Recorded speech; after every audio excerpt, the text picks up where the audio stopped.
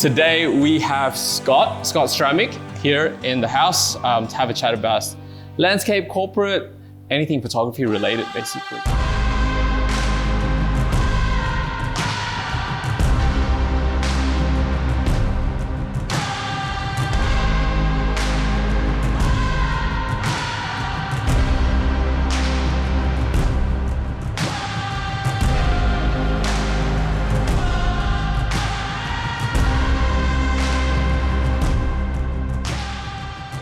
Hey guys, welcome back to Monday Made, and we're in the office today. Another installment of our, I guess call it web podcast series, and we have a name for it today. It's Get a Move On. I think it's really fitting to what we want to do here, which is inspire. Get a move on.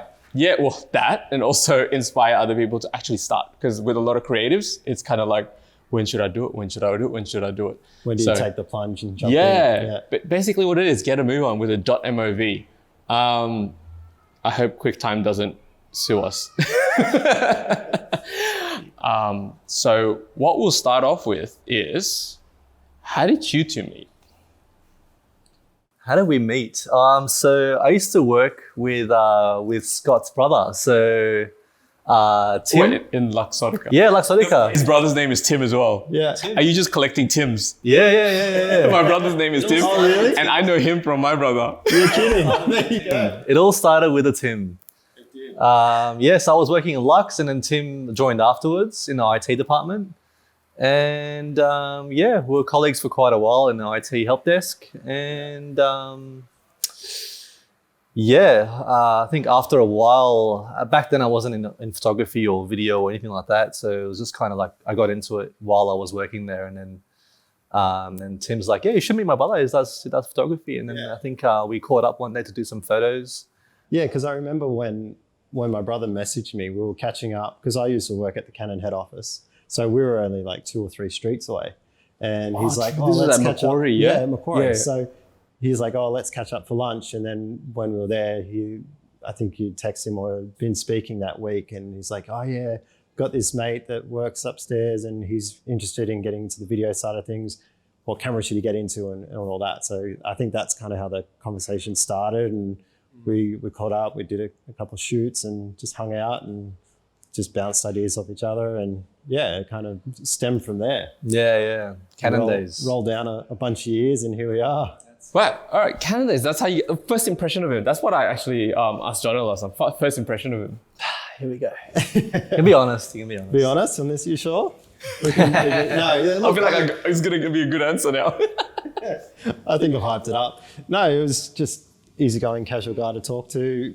For me, in the role I was in, I'm surrounded by really enthusiastic people that just love photography. So I feed off that energy and I bounce around with ideas, and I'm always out there to give information and help people make the right choice in what they were doing. And yeah, when someone's really animated about getting into something or they've started and they're trying a few different projects or shooting and thought, well, let's get out there and shoot and see what we can create. And that's kind of where it all stemmed from. Cool, that's kind of exciting. You were at Canon at that time, right? Yeah. So let's just bring it back and see, maybe like tell everyone like your story. How did you get into photography, and I guess where have you been like in your career? I guess it's gonna be a long one. How did it all start with photo? I'm actually curious too. Like even before Canon, it's like how did it all start for the whole photo journey for you? It all started with a Tim. So your brother's was the one in photography first? Yeah. Oh wow. Yeah. So he actually bought a Canon 350D. And at the time, this is where I took photography a little bit more seriously. Yeah. So prior to that, like, as a kid, we'd go on holidays and I'd like bought my own little point and shoot camera. I still have it. It's a little Casio 2 megapixel camera that I could link up to an MP3 player. Like it had MP3 player functionality in it that I could listen to music, but I could also take photos. Yeah. So I had that. And when my brother bought the camera, he would be at work and I'd go into his room and I'd take it out and I'd go take photos and put it back into his bag and make sure I fold the right way, strap the right way so he wouldn't know. And he constantly kept catching me using it and I would ask, and he ended up gifting it to me for my birthday because he wasn't using it that much. And it was kind of that was the point where I went, okay, well, I really love this. I'm going to study through TAFE. And within the first month of TAFE, I got a job working for the TAFE teacher, doing a whole bunch of sports photography shoots out in the Blue Mountains for the North Face 100 and a bunch of different like big events, and then just progressed into that. So fast forward a little bit, I got straight into portrait photography. I did glamour studios. I'm working in studio, managing studios, and kind of got really restricted to the four walls that were surrounding me. And I wanted to break out of that and kind of explore what my passion was in photography. It was more about shooting nature and landscapes and kind of creating more of those epic kind of scenery and photos and traveling. Like that's kind of where it all stemmed from for me. So I still, like my background is portrait photography and lighting and doing all that. And that's where the corporate side of things comes into it. But in terms of my passion and drive for what got me into photography and still drives me to today is getting out, exploring new locations and traveling and creating stories from those destinations. What would you class yourself as, do you think, as a photographer? I've been doing this for 15 years and I've delved into so many different areas that I'm really a multifaceted photographer. I have the ability, because I've been educating and teaching photography too, that I'm not restricted to one style of photography. And especially this day and age, you'll find that brands want someone that can do a variety of different things. Yeah. So, and that's kind of where I'm at this point, where I'm starting to dive into video a lot more, because everything's moving into that realm of things and people want to start creating videos, and that's where we kind of work together really well and help each other out with certain jobs. And it's just where a lot of businesses are going, because they're trying to work on that social media beast of creating more content and being relevant and just being more dynamic in how they offer their products to people. What's your favorite? Like what would travel photography? So travel is still your favorite, right? Yeah, definitely. Because again, with travel photography, you get the experience as well. I get. Yeah, you've got that cultural experience that you're not just, you learn from the experience of where you are. For me, it's not just, I need to go to this location and they are the Instagram worthy photos. It's the journey along and actually immersing myself in that culture. Like for me, Japan is probably hands down the number one favorite country I go to. And that's why I run tours there, is purely because you have anywhere in the world, you can kind of see a photo and go, oh, I know where that is. Like when you're looking at Japan, it's so distinctive. Whereas you go into a certain area in Melbourne, you go, oh, this could be Europe or this could be that. Whereas in Japan, you go, oh, there's nowhere else in the world that looks like that. Exactly. Yeah. The Japanese culture, the people, the food, everything about the country. Oh, don't talk to Buddy about the food in Japan. Yeah. And you guys were there, great. We were there recently. I love Japan, but yeah. So you know exactly where I'm coming Definitely from. want to go back. But yeah, you also got variety as well. You got awesome nature and landscape. Plus you got the city as well. A lot of the thing that people don't realize is how diverse Japan is, and the nature and the wildlife that country has. It's phenomenal. So every time I go back, I want to explore a different facet of the country and learn more about either the culture or the different elements that country has to present itself to me. That dog doesn't like Japan at all. It's such an angry dog. Get a move on. Get a move. But yeah, to touch back on the main area of photography, travel photography. With travel, it's not just being able to take a good landscape. You need to know how to take a nice portrait. You need to know how to work the lighting in those conditions. Sometimes when you're traveling, you don't have the ability to come back. You're there at that particular time. So you've got to be able to work the situation, and you can't control the lighting. You can't control it. You can't go up and take all the lighting and set it up, because then you're doing a disservice to that time and moment. You want to be able to capture it. So you've got the skills of being able to do street photography. Then you go and do your nice sunrise or sunset landscape photo. And then you in the midst of a festival, and you've got to deal with the Fire Festival in Japan, where it's really low light and you've got really interesting characters, and you've got to be fast and witty to be able to quickly adjust your settings.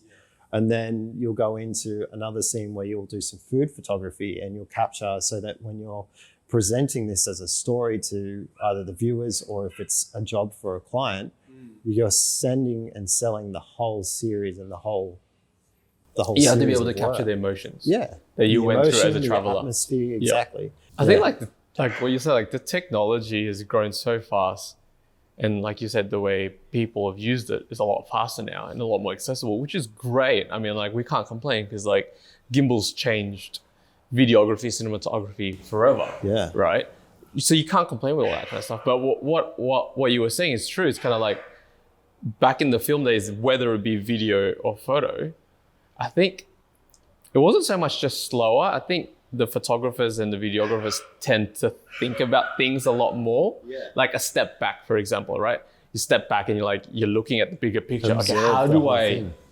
capture this? Well, there was a lot more focus on the story of things. Story as well, yeah. Whereas these days, like the new cameras that have just come out, 40 frames a second. You're shooting faster than what the video is normally shooting in terms of frames a second. But also So- the medium that it's going to get on. Yeah. It doesn't really prioritize story in a sense anyway, right? No, it's more about just creating an image that's distracting for a few seconds and then you move on to the next. And it's good that video is becoming more of a focus in these platforms because it's making creators be a little bit more controlled and think about what they're trying to create.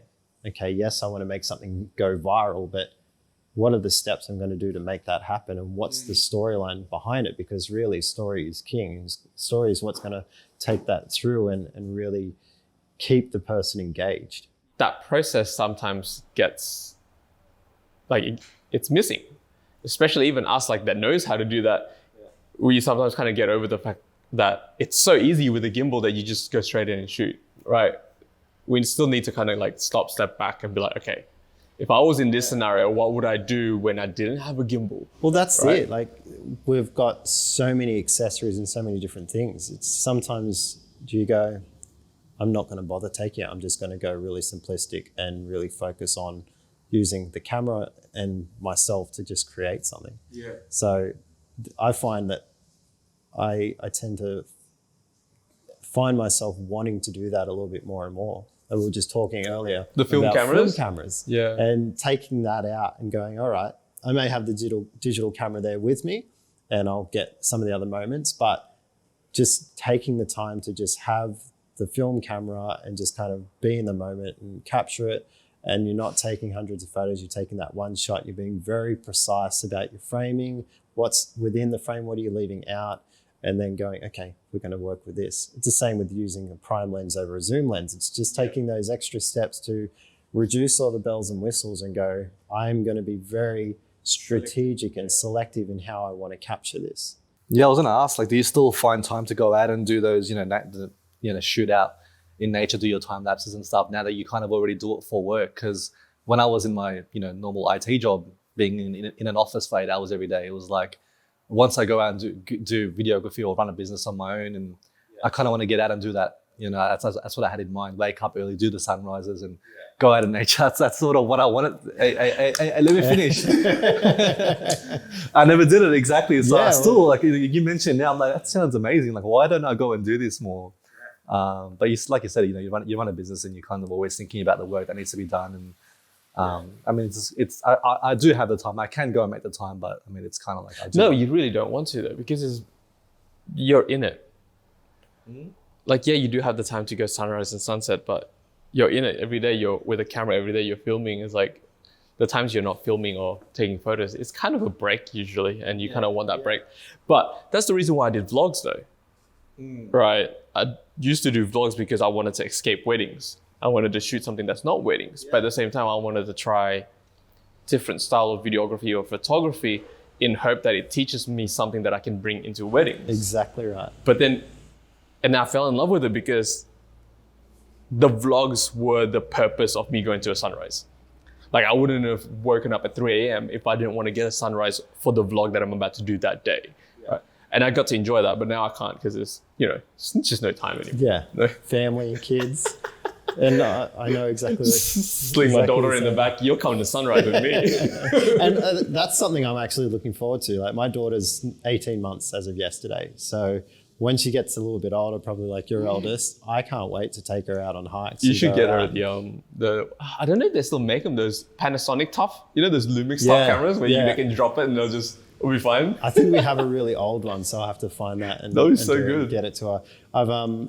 We had a friend give her a gift of it was like a timber vlogging kit, which is just this little timber camera. And she's like, click, click, click, at like 8 months. How do they know? Yeah, it's just straight onto it. And she sees me working and she will come sit on my lap and just start smashing the keys. So like watching her grow up, something I want to instill in her is to be able to take those memories and capture them and be a part of just getting out to nature. And You're just trying to create a mini Scott. Pretty much, yeah, for sure. All right, well, I'm going to go through the questions, I guess. So when we announced that we were having you as a guest, we got some questions from, I guess, our community, our circles, our following. These are other creatives that would benefit from, I guess, your experience, your tips, advice. So we'll go through those questions. The first one is from Redevelop MK, who's another creative. He's not in photo or video. He did try video for a bit, but he's a graphic designer. What is the most memorable experience you had when trying to capture the dream shot? Sayas Media, Jono, also asked the same question, I guess. So what has been one of your most memorable moments and experiences when you're capturing your landscape or your that one shot? There's one particular image on a trip to America, and the first time we'd ever been to Yosemite, and we were driving through. We'd driven from San Francisco and got into tunnel view, coming through the tunnel, and that opens up, and then you've got that view in front of you. Like, oh, that's so amazing. Like, I've always wanted to come to this location and shoot, and just experience what that countryside has got to offer. And in terms of a concentrated area that has so many photographic opportunities, it's incredible. But we stuck around, and that evening the sunset was just on fire. It ignited, the whole sky lit up, the clouds were just constantly rolling through, moving really quickly, and I was just elated with excitement and energy. I was just running around everywhere. And I was like, hang on, what we were talking about before, I was constantly just so focused on getting the photo that I just stomped myself into the one spot and just said, put the camera down and just watch it. And I snapped the shot, and it's on my website. It's probably one of my favorite shots out of the sequence. And it's just this most incredible photo of the valley and the Half Dome and El Cap with just so much vibrance and color. And it's kind of what I'd always wanted to capture when I started photography.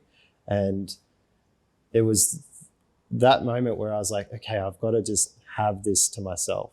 So I was there with my wife. We were actually there on our honeymoon, but I took her all around the country to kind of take No way. Hold on. So my honeymoon was also to America. Yeah. We also went to Yosemite. Yeah. And the funniest thing is I did exactly what you did, right? Because we had like 2 days, but we had half a day in the afternoon when we got there, and then half a day to leave 2 days later. So we had one full day there, right? So I was like panicking. I was like moving from this place to this place, just trying to capture everything. We still had a good time, and I still saw as much as I wanted to see, right? But I was just running around to a point where when we went to LA and we went to Joshua Tree, I told myself at sunset, I'm just going to sit. Slow down and just... And we did that. And it was amazing because that's what I missed from Yosemite. The sunset at Half Dome, we got that, right? But I was there, snap, let's go.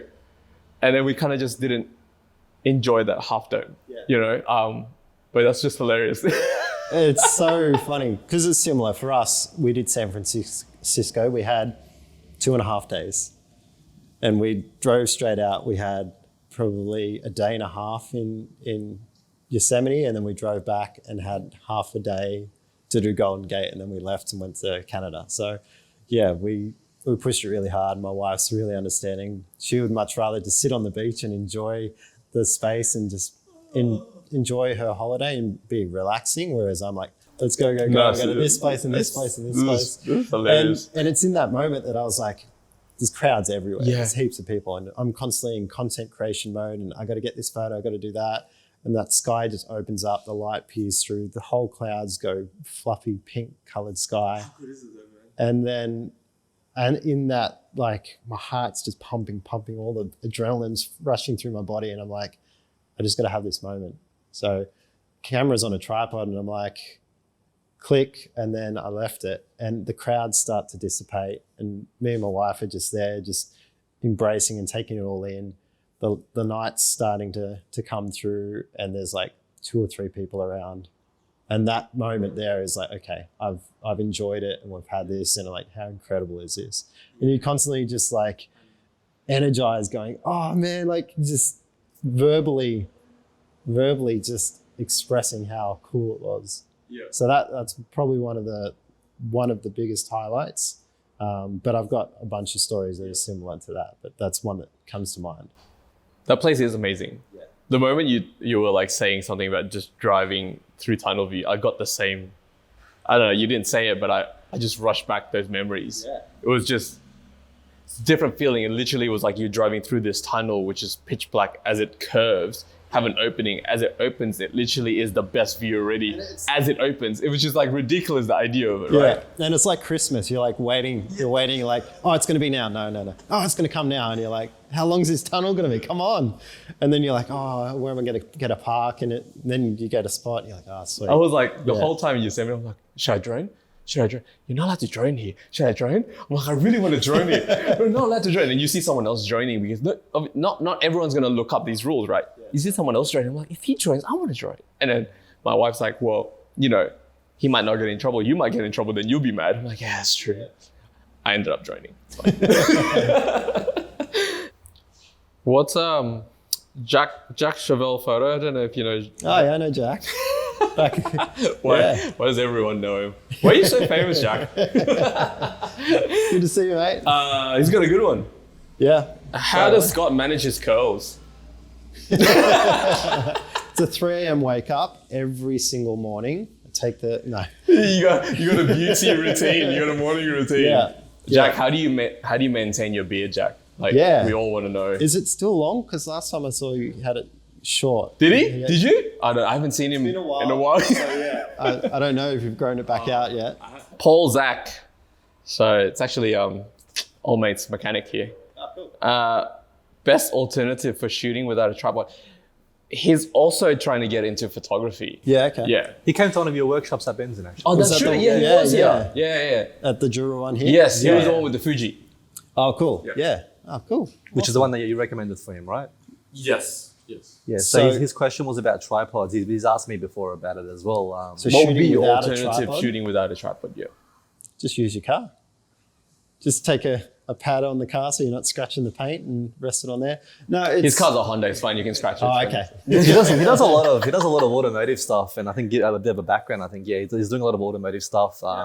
He's currently shooting quite a bit for the company he works for, Rolling Stocks. So he's doing a lot of the social media stuff for them, the cars in the workshop. For stills? Stills. A lot of stills, but it's also diving into videos, yeah. video as well, just because, like I think everyone's doing that too. everyone's into video, but a lot of automotive stuff. I think a lot of low light stuff he's getting into a bit as well. So I guess also, going back to the question about tripods. So, low light. So I think like there's certain scenarios where you need a tripod, right? You just can't get your hands around it. And as good as the Fujis are, and I love my Fujis, they don't exactly have the best software for shooting without a tripod if you're stuck with that one, right? Because I guess it also depends on your gear. Like I know the Sonys can go to really low speed with their dual IS and everything like that. But you're right. Like I think you can make do without it using your car. There's been plenty of situations where I have had a camera set up shooting something and I've just needed to get something else, or I haven't had a tripod and I'm like, I just will make do with what I've got. Line up the books and get some tires and put it all on there and shoot from that if that's going to help me get a more stable shot. So there's a lot of situations. Sometimes you tuck your elbows in, you lean against something, 3-4 points of contact to the camera just to give you that control, and then control your breathing and then squeeze the trigger. I mean, we raised this at the last video, right? Like, I think this is good for Paul because a lot of the newer photographers, because they're so used to mirrorless, they're so used to shooting from the hip, which is like live view shooting. Yeah. But if you just put that camera to your face, like your neck's still one of the best gimbals around. So if you put that, if you put that right next to your face and you're shooting at a low shutter speed, like you said, control your breathing, pretend you're a sniper. Exactly. You do have a more steady shot. Yeah. Yeah. So I find A shoe. I've used the shoe before. Yeah.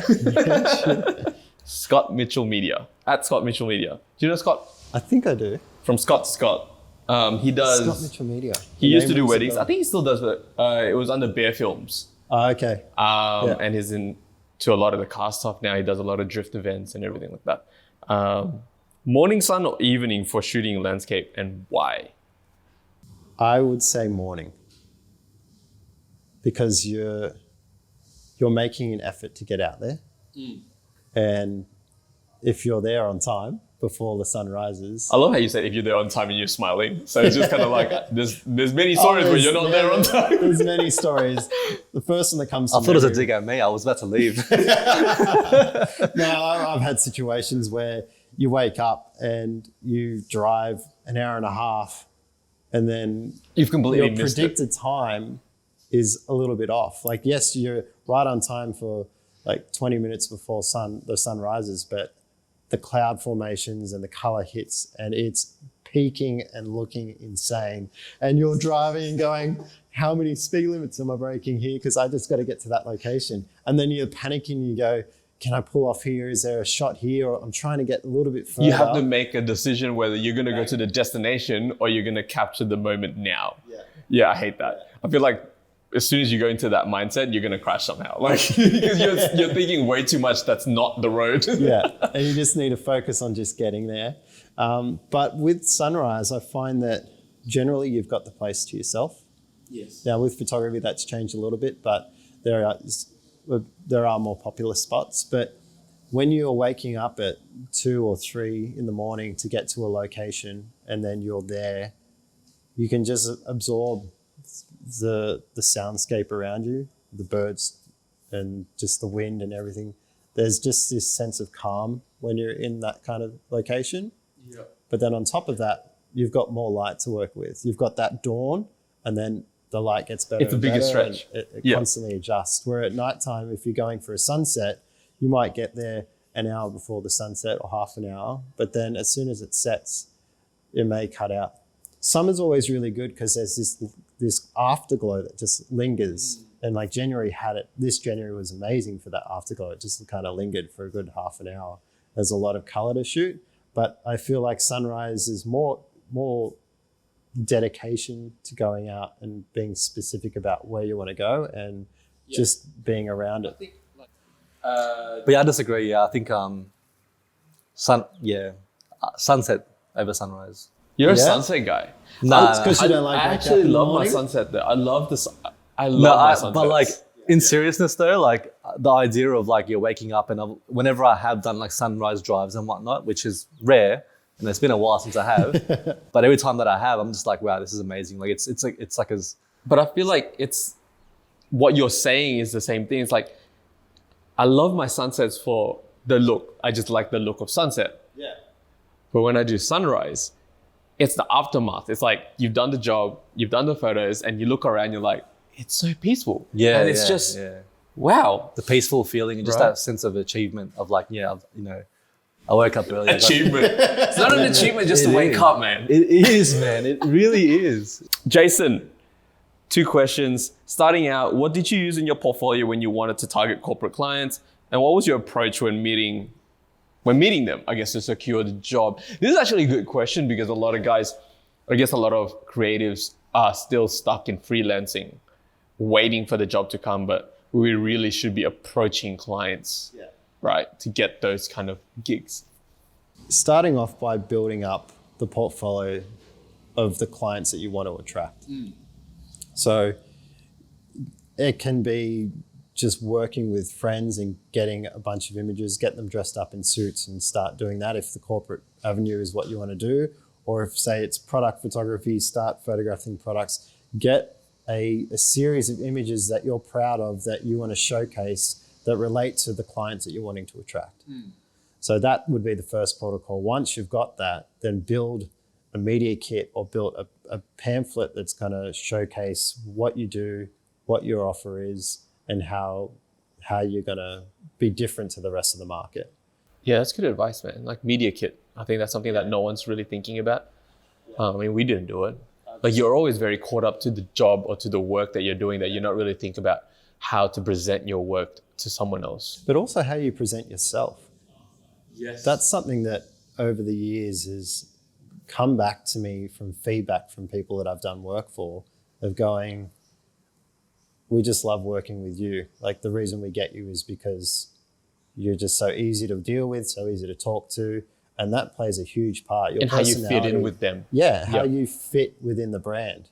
Like one of the corporate clients that I was working with, they had the two ladies I was working directly with, and their managing director came up to me and said, we love you. You feel like you're part of the family. You feel like you're a part of our business, and we're going to use you all the time from now on. We're not looking at any other photographers because what you provide us is exactly the right fit in terms of our mission statement, what our brand ethos is about, and we love that it's just so easy to work with you. There's no difficulties of going, Yeah, 100%. yeah. I always say that too. It's like, it's not just about how good you are, what you do. It's also about how you are to work with. And that's with any business as well. This is our industry. It's about being personable and being easy to work with. There is a social side to the creative, 100%. right? And it's very important. Yeah. And to a certain extent,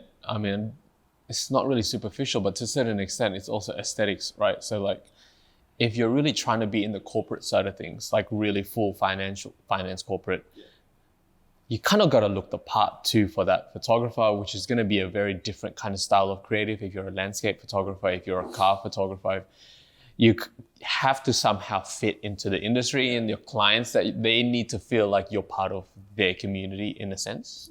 I think what I'm saying is kind of like, don't rock up to a law firm trying to do headshots and you're dressed in, shorts and a tank top, kind of, essentially. Yeah. But yeah. Yeah, that's so true. And he followed that up with, it's a really cool question. It's like, how do you approach a consistent income and also accepting the highs and lows of the year for your creative season, right? We were talking before, and in my head, I'm like, I'm not going to say it yet because I want to keep it for the video. Yeah. For me, it's kind of like, you got to know your worth, for one. And that worth may change over time of your career. And that's not saying that, hey, I believe I'm the best, I'm going to be worth 10 grand a day. Like, you got to also know your place, your experience, and all that kind of stuff. Yeah. But by you knowing your worth, then you know which jobs to take and which jobs not to take. And that would, down the line, ensure that you have consistent income. Because if you're just taking jobs for the sake of taking jobs, those people are going to get used to you being almost free, that you're not going to get to that land of promise where those clients always say, like, do this one for me for free and then I'll pay you in the next one. Yeah. You're never going to get there because they're so used to you giving that stuff, because you yourself don't know your worth in a way.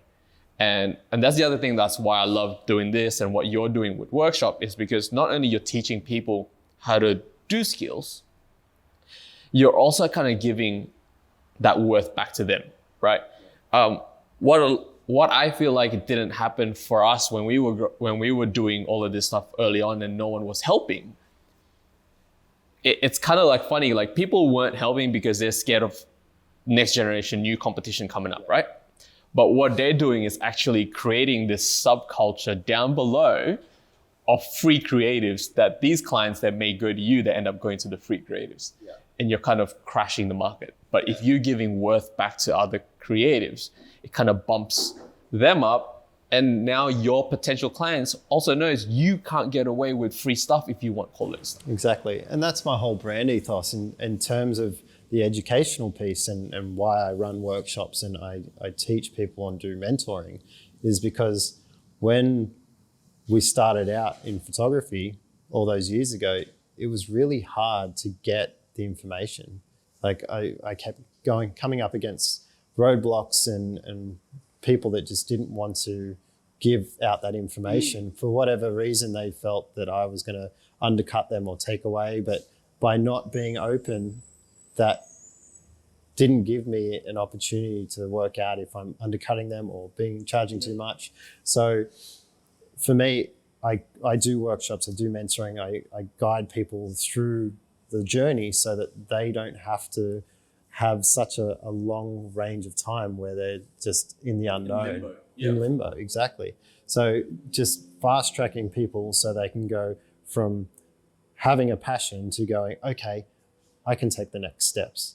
I know my camera inside out now, all thanks to the workshops that I've come with you or the different content that I've picked up over the years or over the few months. And now my passion is here and I'm going to go down this avenue. This kind of relates to you, right? Because you went from full-time to straight up freelance and now with Monday Made. From your experience, what was the do's and don'ts for that consistent income? Or how did you prepare for the fact that it may not be consistent income? I think just having like I guess a savings definitely does help. Like just having like an emergency fund is definitely important, but also. But how would you approach consistent income? How did you approach to become to have that consistency? A lot of it, honestly, man, a lot of it I kind of accepted that it's not going to be consistent like it used to. For the past 10 years of being, corporate, it was like consistent, right? It was super consistent. So I had that expectation of, okay, it's not going to be consistent. I'm going to have bad months. I'm going to have good months. But I think just keeping at it, I was accepting a lot of jobs that maybe these days I wouldn't accept so much back then as well. So just accepting really just anything, reaching out to friends and family, coasting about it constantly, everyone knowing exactly what I did. So yeah, just keeping at it, keeping just accepting anything really. That's sort of how I started. So I don't know, I think just what's changed from then to now is, I guess, being more consistent as to what sort of jobs I'm taking instead of, certain jobs that I won't take so much these days. Back then I would take more personal jobs, so do a video on someone's car. Now it's wouldn't really do too much of that. I would focus more on businesses and companies, maybe companies that will give me regular work as well. So it's like ups and downs with any kind of freelance creative work, right? Sure. Depends on how you define consistency or consistent income, but at the same time, it's like you got to treat your lows as not a low. You got to treat it as I feel like you got to treat it like free time to do something else that may bear in fruit in the road to come. Yeah. So let's say, next month, Monday may not get a job. Instead of going, oh man, this is a low, you can do two things. One, reach out to clients that you've never reached out before, send in that media kit, talk to people, have meetings, take meetings, all that kind of stuff. Or number two, create content for yourself that you can post on Instagram or social media to keep it going, and also at the same time kind of learn how to do things. Like, for example, during lockdown, we weren't getting any, no one was getting any, right? Yeah. But we were doing a lot of stuff at Benzin. Yeah, we were doing so many videos, experimenting different styles. Trying new techniques. Yeah.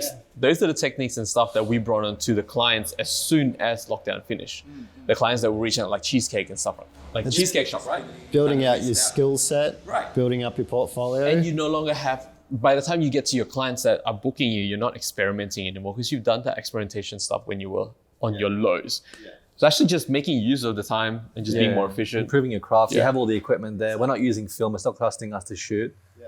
So just go nuts. It really is not costing us to shoot. Yeah, upskill yourself and just progress. And these days there's so much more online as well than back in the days when I was having to go to film school to learn a lot of the stuff. These days throwing those photos, mate. So much more. Peter McKinnon. But there's a third option as well, and it's reaching back out to your existing client base.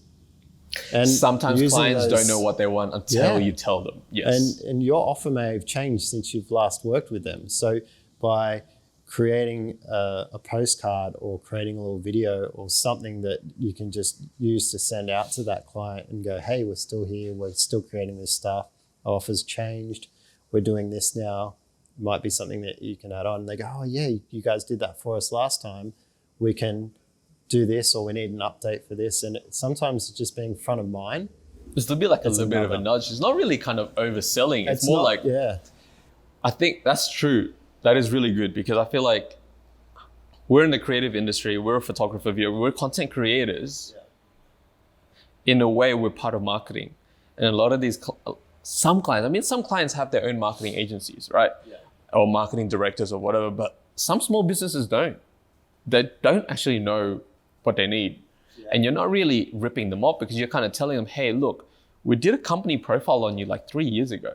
You may need an update. And by the way, these are, the work that I've done since 3 years ago, and show off your improvement and everything. And then obviously the worth increases. And then you're kind of saying you might need an update. But even in that time, your skill sets may have opened up to different areas that you couldn't offer to them that previously, time. Yes. And now they didn't know you do that now because of the time that's lapsed since you were last working for them. So now you're offering something completely different. So it's not hard sell. It's just going, hey, we're still here. We're now doing this.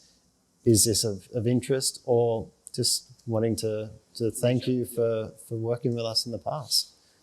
Yeah, I think definitely cherish clients that give you that creative freedom. It's stuff I think we should, us included, we should do more of. But others that are also starting off. Some clients just don't know. They just sort of give you an idea and you can bounce off it. And once you start picking up on new techniques and equipment, it's good to sort of show them.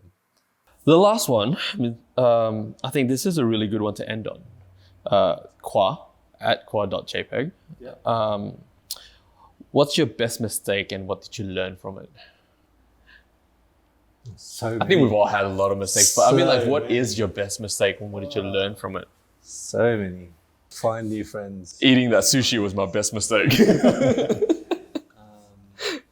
I don't know, when you go to a job, maybe don't forget your camera bag at home. Have you done that? Yeah, I've done that before. Dad. That's like a thing that happens. That's the thing that happens every time to everyone. Well, forgetting your camera bag, you've done that too. It's not just me. I've left media at home, like SD cards or... SD cards I can understand, but your whole camera bag, like, come on. I've done a hike through the Blue Mountains thinking that at the end of the trail, I'm going to take these mad photos, hiking with a tripod, full set of gear, like 30 kilos almost. This is back in DSLR days, right? Because it's like heavy stuff. Yeah. Never got the camera out at all until the very end, and there was no SD card. So that is the exact same thing that happened to me. It wasn't for a job, it was just to get out there, but I left the SD card at home in the computer, got to the location for sunrise, and I just had to watch it all. Which is nice in a way, but that's a mistake, and I have not learned from it. So that's not an answer to this question. SD cards and batteries. So it's definitely like forgetting equipment is definitely one that happens quite a bit, especially when you start building more and more equipment. It's like the checklist just gets massive. Every job's different. You want to sort of pack a bit lighter sometimes, and then you're like, pack a bit lighter. But the best thing about that is, as a photographer or as a creative, your job isn't just at creating that content, but it's also troubleshooting when things go wrong. Yeah. So you're on the way to a shoot and you've just gone, I've left this backdrop at home, or I've left a stand for the backdrop at home. Okay, how am I going to get around this? I can't go home because I'm an hour's drive away and I've got to be at the location in 15 minutes. Yeah. So I'll just keep driving. And then you just troubleshoot. Okay, well, maybe I can use this and that, and maybe I can pin it to the wall, maybe I can tape it to the wall. You just work around those situations, especially with us having all of the different equipment. Yeah. Something breaks, gaffer tape's your best friend. And you just work with the equipment. So what did you learn from it? Bring gaffer tape. I would say the biggest mistake would probably be the biggest mistake that I've learned from, and do less of now.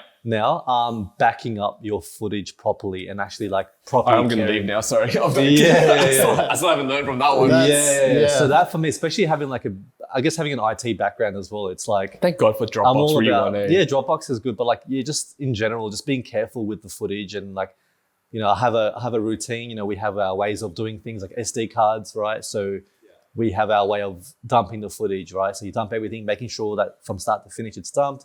Check a couple of the files, rename that folder as dumped. So once you have it back in the camera, it's like you check your media before formatting. If you have it in an SD card, that's actually the best practice that we had. Like because I showed you that only because I went through so many problems with weddings. I recovered all of them through like recovery centers, but I had to pay a lot of money. So I started doing this where once you've shot something, you go home, you backed it up, but don't delete those files in case, let's say let's say you haven't used that SD card and something corrupts, you still have a backup, right? Yeah. But rename that folder dumped or whatever you want to name, as long as it's not DCIM. Then when you put it back in your camera, it doesn't show. So it's just a signal. And obviously it helps us a lot because we share media. Yeah. So when I give him a card that I've used previously, he doesn't know that project. For him to press play and it says no media, it's a signal to him that Daniel's dumped it. So he knows to format it. Because if you just leave it there, then when he plays, I'm like, I don't know. Because I didn't work on that project. That's I don't know. That's still yes and no, because we have different cameras, different brands, so it doesn't always work. So the other thing is like, after a shoot, make it a habit, just dump straight away. Like before you have your dinner, before you do it, just dump it. And that way we dump obviously to an SSD, but that also gets put onto the cloud.